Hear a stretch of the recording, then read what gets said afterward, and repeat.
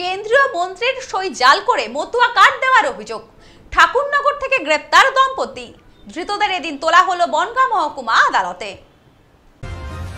কেন্দ্রীয় প্রতিমন্ত্রীর সই নকল করে মতুয়া কার্ড দেওয়ার অভিযোগ। তদন্তে নেমে অভিযুক্ত স্বামী স্ত্রীকে গ্রেপ্তার করল গাইঘাটা থানার পুলিশ। অভিযোগ, স্বয়ং কেন্দ্রীয় জাহাজ প্রতিমন্ত্রী ও মতুয়া মহাসংঘের সংঘাধিপতি শান্তনু ঠাকুরের সই জাল করে মতুয়া কার্ড বিক্রি করছিল অভিযুক্ত স্বামী স্ত্রী।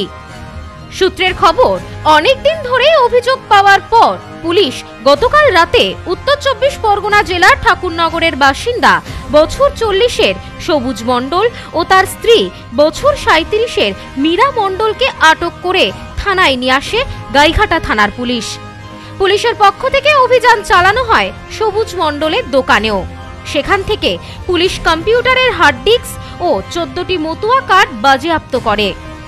বৃহস্পতিবার গাইঘাটা থানার পক্ষ থেকে অভিযুক্তদের 5 দিনের পুলিশি হেফাজত চেয়ে বনগাঁ আদালতে তোলা হয়। পুলিশ সূত্রে জানা গেছে, ঘটনার তদন্ত শুরু হয়েছে। ঘটনার সাথে আর কেউ যুক্ত রয়েছে কিনা তা খতিয়ে দেখা হচ্ছে। অভিযুক্তরা কতদিন ধরে এই কাজ করছিলেন তাও খতিয়ে দেখা হচ্ছে পুলিশের পক্ষ থেকে। যদিও অভিযুক্তরা দাবি করেছেন তারা নির্দোষ। এই ঘটনায় স্বাভাবিকভাবেই চাঞ্চল্য ছড়িয়েছে গোটা এলাকায়। Bureau report, news no man's land, Thakurnagar.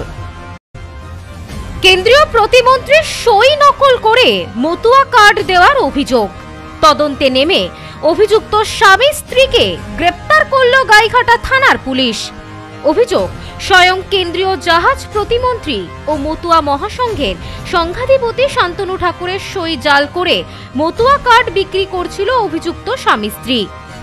সূত্রের খবর, অনেকদিন ধরে অভিযোগ পাওয়ার পর পুলিশ গতকাল রাতে উত্তর 24 পরগনা জেলার ঠাকুরনগরের বাসিন্দা বছর 40-এর সবুজ মণ্ডল ও তার স্ত্রী বছর 37-এর মীরা মণ্ডলকে আটক করে থানায় নিয়ে আসে গাইঘাটা থানার পুলিশ। পুলিশের পক্ষ থেকে অভিযান চালানো হয় সবুজ মণ্ডলের দোকানেও। সেখান থেকে পুলিশ কম্পিউটারের হার্ড ডিস্ক ও 14টি মতুয়া কার্ড বাজেয়াপ্ত করে। বৃহস্পতিবার গাইঘাটা থানার পক্ষ থেকে অভিযুক্তদের 5 দিনের পুলিশি হেফাজত চেয়ে বনগাঁ আদালতে তোলা হয়। পুলিশ সূত্রে জানা গেছে, ঘটনার তদন্ত শুরু হয়েছে। ঘটনার সাথে আর কেউ যুক্ত রয়েছে কিনা তা খতিয়ে দেখা হচ্ছে। অভিযুক্তরা কতদিন ধরে এই কাজ করছিলেন তাও খতিয়ে দেখা হচ্ছে পুলিশের পক্ষ থেকে।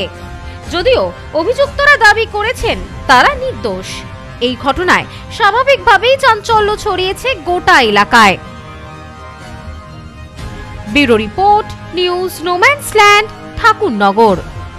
এবার আপনার নিকটবর্তী শহরে আরতি ইলেকট্রনিক্স রিটেল প্রাইভেট লিমিটেড। আরতি ইলেকট্রনিক্স বনগাঁ, গোপালনগর, চাঁদপাড়া, দত্তপুকুর, হাবড়া, নগররুকড়া, বগুলা ও হেলেঞ্চাতে। ফোন 7076534320।